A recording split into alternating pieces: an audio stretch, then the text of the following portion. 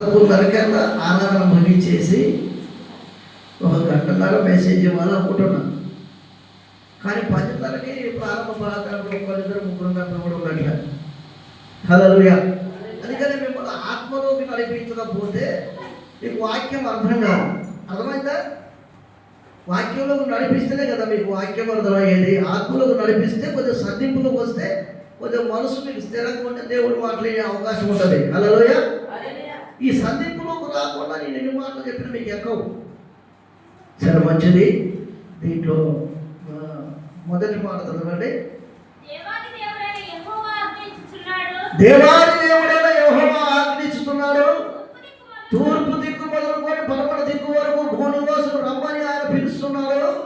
సంపూర్ణ సౌందర్యం గల సీయోనులో నుండి దేవుడు ప్రకాశిస్తున్నాడు. మన దేవుడు వేం చేస్తున్నాడు.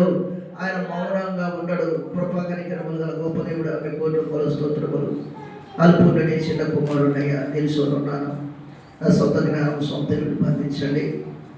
ఈ దాసు నోట నీ మాటలు వచ్చి అందరితో మీరు మాట్లాడి మమ్మల్ని సరిచేసి చక్కపరిచి దిద్ది ఒప్పుకోలు చేయించి ఇంకెన్నడూ మేము తప్పు చేయకుండా నీ సన్నిధిలో జీవించినట్లుగా నీ వాక్యం చేత మమ్మల్ని సరిచేసి పంపించమని యేసునామంలో ప్రార్థించుకుంటున్నాము పరమ తండ్రి.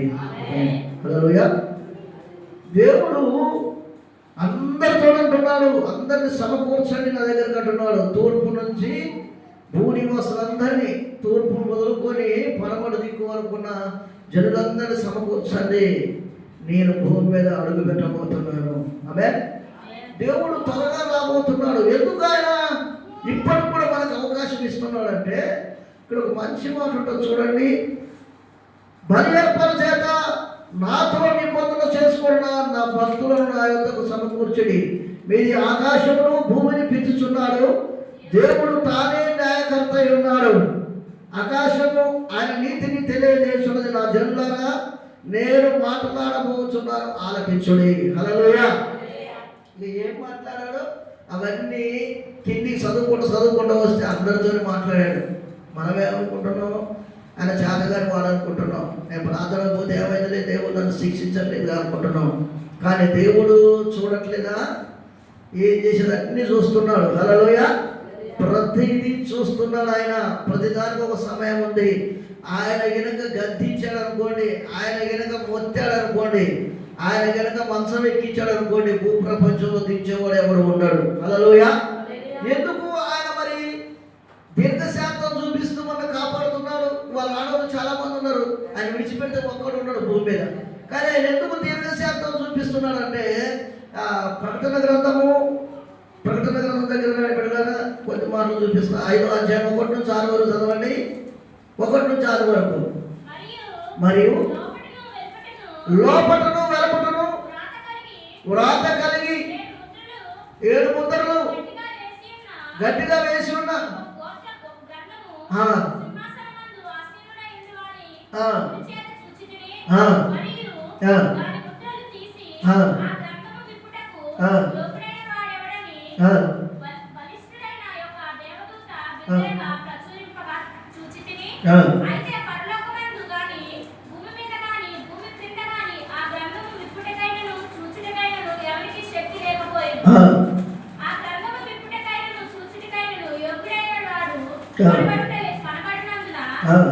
నేను బహుగా ఏడ్చుచుండగా ఆ పెద్దలలో ఒకడు ఏడుస్తూ, ఇదిగో దావీదుకు చిగురైన యూదా గోత్రపు సింహము 7 ముద్రలు తీసి ఆ గ్రంథమును విప్పుటకై భయము పొందెదనని చాలు. హల్లెలూయా. అలాగనే యెషయా గ్రంథం 53వ అధ్యాయం 1 నుంచి కొన్ని వచనాలు చదవండి. కొద్దిగా వివరిస్తా. ఈ మాటలు వివరించిన తర్వాత ఒక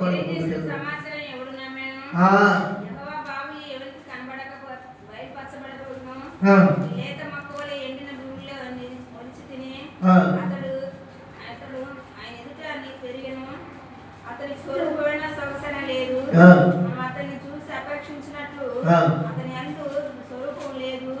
అతను తునీకరింపబడిన వాడు ఆయను, మనుషుల వలన విసర్జించబడిన వాడు ఆయను, స్నాకాంతుడిగా వ్యాధిని అనుభవించిన వాడు గాను, మనుషులు చూడ నల్లని వాడు గాను కనబడను. అతను తునీకరింపబడిన వాడు కనుక మనం అతన్ని చూసి ఎన్నిక చేయకపోతే నిశ్చయంగా అతను రహస్యం వహించెను. ఆయన పొందిన ఆయన మొత్తబడిన వాని గాను దేవుని వల్ల బాధింపబడిన వాని గాను శ్రమనందు వాని గాను మన అతను ఎంచితిమి. మన అతిక్రమ క్రియను బట్టి అతడు గాయపరచబడెను, మన దోషులను బట్టి నలగొట్టబడెను, మన సమాధానం శిక్ష అతని మీద పడెను, అతడు పొందిన దెబ్బ ద్వారా మనకు స్వస్థత కలుగుతుంది. హల్లెలూయా. కొద్ది మాటలు వివరిస్తాను, జాగ్రత్తగా వినండి. ప్రభువు వారు ఎందుకు మనం ఇన్ని తప్పులు చేసినా, గృహకుడికలు రాకపోయినా, శనివారం రాకపోయినా, బుధవారం రాకపోయినా, ఆదివారం రాకపోయినా దేవుడు ఎందుకు కృప చూపిస్తున్నాడంటే, అదే ప్రకటన గ్రంథం 1వ అధ్యాయంలో చదవద్దు కానీ చెప్తున్నా వినండి. యోహాను గారు పద్మాదశలో పరవశుడై రెండో రాగంలో ఏం జరగబోతుందో అంత చూస్తున్నాడు. అంటే మొదటిసారి అయిపోయింది, రెండో రాగం అంటే మొదటిసారి అయిపోయింది. హల్లెలూయా. మొదటిసారి నోహుతో దేవుడు చెప్పించి ఎవడు వినగల పక్షంలో మొత్తం జలప్రలయం ద్వారా భూమిని అంతా కడిగేశాడు. హల్లెలూయా. ఏం లేకుండా కడిగిన తర్వాత దేవుడు అనుకున్నాడు, పాము తన పిల్లలను చేసి ఎలాగ తిట్టదో, నేను అలాగ నా బిడ్డలు నేను చంపుకోవడం ఏంది, ఇక నేను ఎవరిని చంపనని చెప్పి నిబంధన చేసుకున్నాడు. హల్లెలూయా. ఈ నిబంధన చేసుకున్న తరుణంలో నోవాహు కాలం నుంచి అతని కాలం నుంచి మరల మలాకి వరకు, ప్రకటన గ్రంథం వరకు అనేక భక్తుల ద్వారా, ఆది అపొస్తలుల ద్వారా, అందరి ద్వారా దేవుడు ఆయన రాబోతున్నాడని చెప్తూ వస్తున్నాడు. హల్లెలూయా. ఇది మొత్తం మన గురించే రాశాడు, రక్షణ పొందిన వాళ్ళ గురించే. ఆమేన్. హల్లెలూయా. ఆయన త్వరగా రాబోతున్నాడు. ఈ రాబోతున్న తరుణంలో ఆయన ఎందుకు ఉపేక్షిస్తున్నాడంటే, ఆ పద్మావతిలో ప్రకటన గ్రంథంలో ఆ యోధా గోత్రపు సింహమైన యేసు ప్రభుల వారు ఆ గ్రంథాన్ని తీసుకొని వధించు గొర్రె పిల్ల వలె భూమి మీదకి వచ్చి ఆ రక్తము చేత ఒక నిబంధన చేసి, ఆ గొర్రె పిల్ల రక్తం ద్వారా వధించబడిన ప్రభుల వారి ద్వారా ఆయన రక్తం ద్వారా మనం విమోచించి ఒక నిబంధన జనముగా మనం తీర్చిదిద్దాడు. హల్లెలూయా. తండ్రికి మనకు తెగిపోయిన ఆ బాంధవ్యాన్ని ఆయన రక్త బంధం ద్వారా మరలా కలిపాడు. ఆయన దైవ కుమారులుగా, దైవ కుమార్తెలుగా మన ఆయన రక్తములు కడుక్కున్నాడు. ఆమేన్. కడుక్కున్నాడు కనుక ఆయన రక్త ప్రయాసం వ్యర్థంగా పోకుండా ఆయన వేచి చూస్తుండు తప్ప చేతగాని వాడు కాదు. హల్లెలూయా.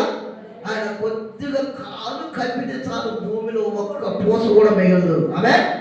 హల్లెలూయా. అందుకని అంటున్నారు, మనం ఇప్పుడు జరిగిన దాంట్లో నేను చేతగాని అనుకుంటున్నావా, నేను చూడట్లేదు అనుకుంటున్నావా, మీరు ఏం చేస్తున్నారు, కానీ ఒక దినం ఉంది మీరు చేసిన సంగతులన్నీ వర్షాలు పెడతా, నేను గద్దిస్తా, చీలు చేస్తా, ఎవరైనా కాపాడుతున్నా మిమ్మల్ని అంటున్నాడు దేవుడు. ఆమేన్. అంత దాకా మనం తెచ్చుకోవద్దండి. మీకు 2 వందనాలు చెప్తున్నా. హల్లెలూయా. ఎందుకు వేరు చేస్తున్నాడు ఆయన? వదకు దేవబడిన గొర్రె పిల్ల వలె ఒక బొచ్చు కత్తిరించి వాళ్ళ దగ్గర ఎలాగ మౌనం ఉంటాడో, ఆ నిండు సభలో ప్రభుల వారిని కట్టేసి 39 దెబ్బలు కొడుతుంటే మౌనంగా చూశాడండి. కోట్ల ప్రజలలో పిడిగుద్దులు గుద్ది, కంతలు కట్టి పిడిగుద్దులు గుద్ది నిన్నెవరు గుద్దారో చెప్పుకోవాలంటే మౌనంగా ఉన్నాడండి. ఆయన సొక్క చించి సీట్లు వేసి అలా పాడేసి పంచుకుంటుంటే మౌనంగా ఉన్నాడండి. ఆయన సొక్క తీసుకుంటేనట రక్తపు మాంసపు ముద్దలు ఊడి కింద పడుతున్నాయట. ముఖం మీద క్యామరకించి ఉమ్మేస్తే బిడ్డలారా చూసుకొని, అయ్యా మీరు ఏం చేస్తున్నారో తెలియదయ్యా, వీళ్ళు క్షమించమన్నట. ఇదే ప్రేమమయుడు ఇప్పుడు కూడా దీర్ఘశాంతంగా చూస్తున్నాడు. ఇకనైనా నా ప్రజలు నాతో ఒక నిబంధన చేసుకొని నా దగ్గరకు వస్తున్నారే, ఒక నిబంధన చేసుకొని రక్షణ పొందారే, ఒక మొక్కుబడి చేసుకొని నా దగ్గరకు వస్తున్నారే, నా ప్రజలు మరి ఎందుకు నా మాట వినట్లేదు?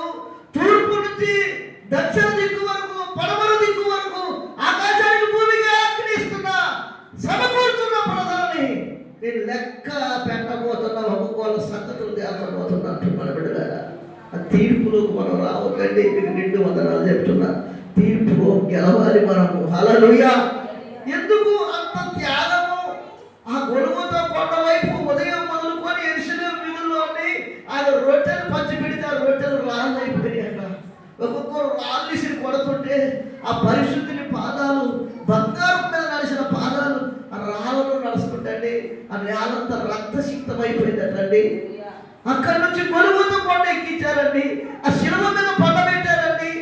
ఏమి లేదండి, చిన్న కోసిగుడ్డ తప్ప మనకి అన్ని ఉన్నవాడు మన కోసం అన్ని త్యాగం చేస్తున్నారు. ఆ రంగలాల మేకులండి చేతులు చాపి ఆటోమేటిక్గా కొడుతుంటే రక్తం చిందిందండి.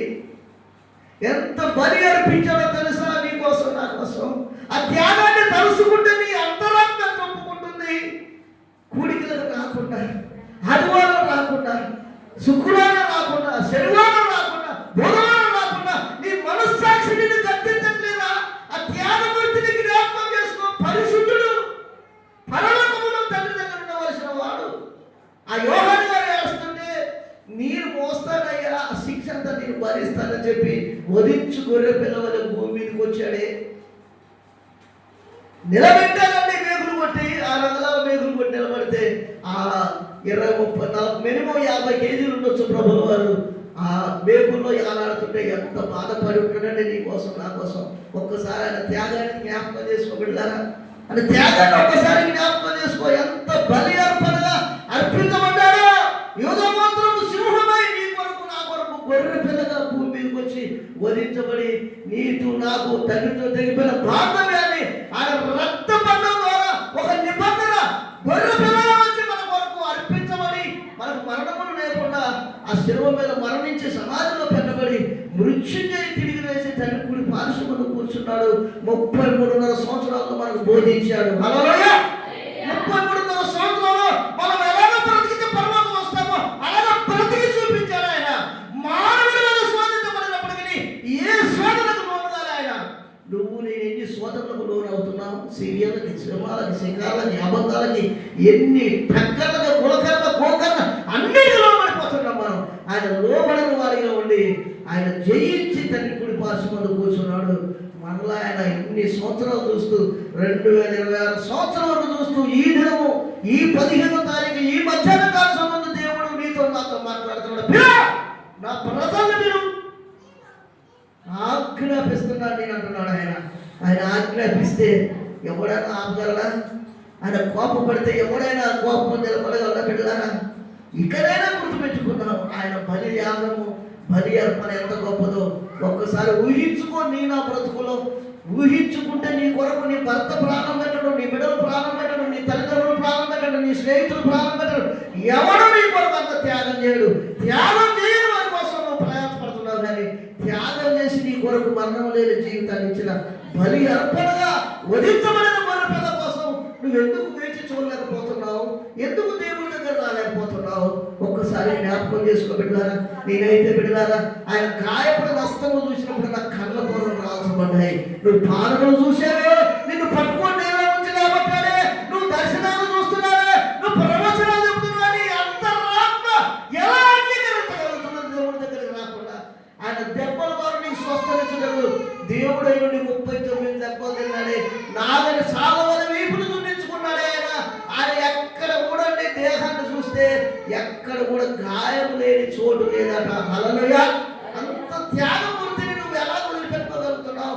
ఎలా నరకానికి వెళ్ళాలనుకుంటున్నావు? పరలోకానికి రాకుండా ఎలా ఆలోచించుకో. ఆయన అంటున్నాడు భూమికి ఆకాశాన్ని కూడా సాక్షిగా పెడుతున్నాడు. ఇక్కడ నువ్వు ఎక్కడికి తప్పించుకున్నావు? తప్పించుకునే ఛాన్స్ ఉందా? తప్పించుకునే ఛాన్స్ ఉందా బిడ్డలారా? అని రాబోతున్నాడు. తథ్యం ఇది. 2026 చివరి వరకు రావచ్చని కొంతమంది భక్తులు చెప్తున్నారు. మన మా బామ్మర్ది సంఘంలో దేవకాలిలో ఉంటుందండి. ఒక వ్యక్తి చూశాడట, ఏ సంగతి ఆయన సాక్ష్యం చెప్పాడట. నేను సత్యం చెప్తున్నా వినండి. నేను రాత్రి దేవుణ్ణి చూశా, ఆయన కాలు లేపుతున్నాడు, నాతో మాట్లాడాడు. నేను కాలు కింద పెడితే నువ్వు నరకానికి వెళ్తావు కుమారుడు నాతో మాట్లాడంటే ఆ సాక్ష్యం విని ఒక్కో రోజు 6 బాప్టిజం తీసుకున్నారండి. హల్లెలూయా. 6 మన ఫోన్ చేసి బాబా ఇట్లా సాక్ష్యం చెప్పాడు, దేవుడు త్వరగా రాబోతున్నాడు, మీ సంఘంలో కూడా ప్రకటన చేయి, నువ్వు దైవజనుడుగా నీకు 200 శిక్ష ఉంటుందని చెప్పాడు నాకు మనం ఫోన్ చేసి. హల్లెలూయా. 6 బాప్టిజం తీసుకున్నారు ఒకే రోజు. ఒక సాక్ష్యం నిజంగా దేవుడు రాబోతున్నాడు. యేసుప్రభుల వారు ఫస్ట్ అయితే గొర్రె పిల్లగా వచ్చాడు, ఆమె రెండోసారి మాత్రము యోధా గోత్రపు సింహంగా రాబోతున్నాడు. హల్లెలూయా. నువ్వు నేను చేసినవన్నీ వరుస పెట్టి లెక్క పెడతానంటున్నాడు. ఆమె లెక్క పెడితే నిన్ను చీల్ చేస్తే నిన్ను కాపాడుకోవడం ఎవడు అంటున్నాడు. దేవుడు కలగ చేసిన రోగానికి మందు ఉంటుందా? కోట్ల హాస్పిటల్ తిరిగినా మందు ఉంటుందండి. అంత దాకా తెచ్చుకోవద్దు దయచేసి. మీకు 200 చెప్తున్నా. ఇది కట్టుకథలు కావు, పూటక పురాణాలు కావు. నిశ్చయంగా పరలోక రాజ్యం ఉన్నది. గట్టిగా చెప్పండి కొట్టండి. నిశ్చయంగా పాతాళం ఉన్నది. ఆ పాతాళము తప్పించడానికి ఆయన వధించబడిన గొర్రె పిల్లగా భూమి మీదకి వచ్చి 33 సంవత్సరాలు ఎలా జీవించాలో మనకు నేర్పి ఆ కలవరి శిలువలో ఆఖరి రక్తం కొట్టి మనకు కాల్చారండి. లాస్ట్కి బతికుండడా చచ్చిపోయాడని చెప్పి పక్కలో బల్లె పోటు కొడుతున్నాడ. నీళ్ళు కాయలేదప్ప, రక్తం లేదట. ఇక ఉన్న రక్తం అంతా కాల్చాడు మన కోసం. నీళ్ళు కాయలేదట. ఆ నీళ్ళలో కూడా వస్తుంది. ఆ బల్లెంతో పొడిచాడు కానీ ఒక కన్ను లేదట. వాడు పొడిస్తే ఆ నీళ్ళు వారి కన్నుమే పడే ఆ కుడి కన్ను మంచి కన్నుగా మారిపోయిందట. కట్టిగా తప్పకుండా లాస్ట్ శ్రమలో కూడా ప్రభువు వారు ఒకడికి స్వస్తి ఇచ్చాడండి. అంత గొప్ప దేవుణ్ణి కలిగి ఉన్నావు నువ్వు. ఒక్క క్షణం ఆయన విడిచిపెడితే చాలు, కుదరని రోగాలు మొత్తం మన మీదకి వచ్చి పడతాయి. సాధారణ గారు ఎప్పుడు మీరు దేవుడికి దూరం అవుతారా, నేను పట్టుకుందాం శ్రమ పెడదాం చూస్తున్నాడు. మీరు వారి కవిగిట్లోకే వెళ్తారు తప్ప